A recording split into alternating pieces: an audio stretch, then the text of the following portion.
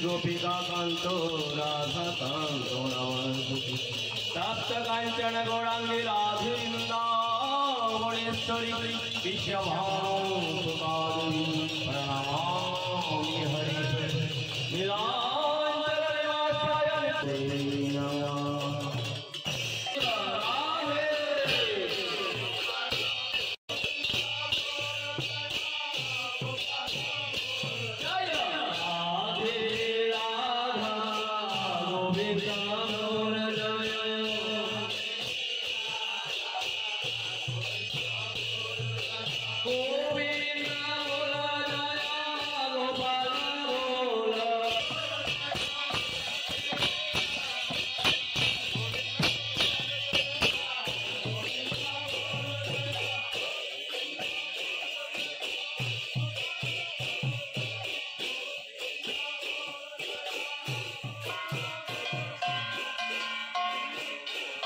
नमस्कार मो अश्विन स्वाई आपण को टाइम्स ऑफ कलिंग न्यूज को स्वागत करुचु।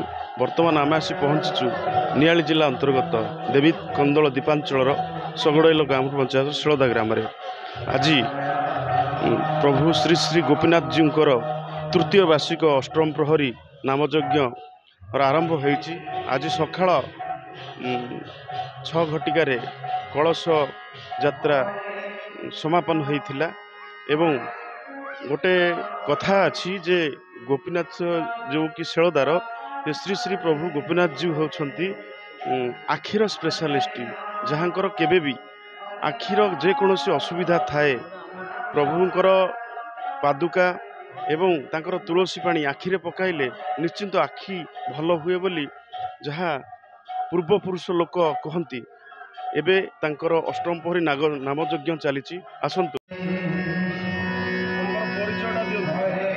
आज्ञा मुझे प्रकाश चंद्र पाढ़ी जड़े पाला गायक एवं गोपीनाथ जी पूजक मध्य।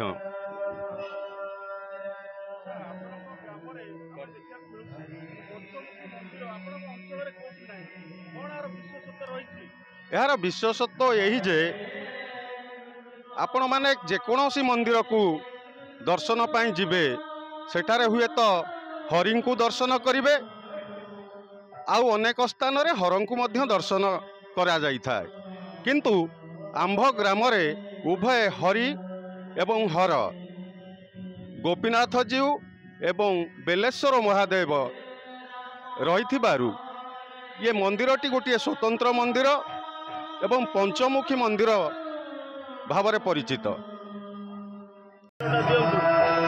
मो ना प्रेमचंद बेउरा मुझे शेलदा ग्रामवासी आम ग्रामर ये गोपीनाथ जी को पीठ हूँ बहु प्राचीन पीठ एवं बेलेश्वर महादेव भी अच्छा सी भी बहु प्राचीन काल विजय करती किंतु एठी जो मंदिर बर्तमान आपड़ देखिपुर ये मंदिर हूँ गोटे नुआ मंदिर नूतन मंदिर बहु संघर्ष पर ए मंदिर तैयारी हो पारे। आज तृतीय वार्षिक उत्सव अवसर में अष्टम प्रहर करा जाउछि। ए मंदिर महात्म्य बहु काल आम शुणी आसीचु। एटी बहु लोक दूर दूरांतर आसी विभिन्न प्रकार चिकित्सा होते किंतु वर्तमान ये गोपीनाथंकर पादुका द्वारा चक्षु रोग विशेष चक्षु रोगी माने विशेष भाव में उपकृत होती विश्वास करा जाए।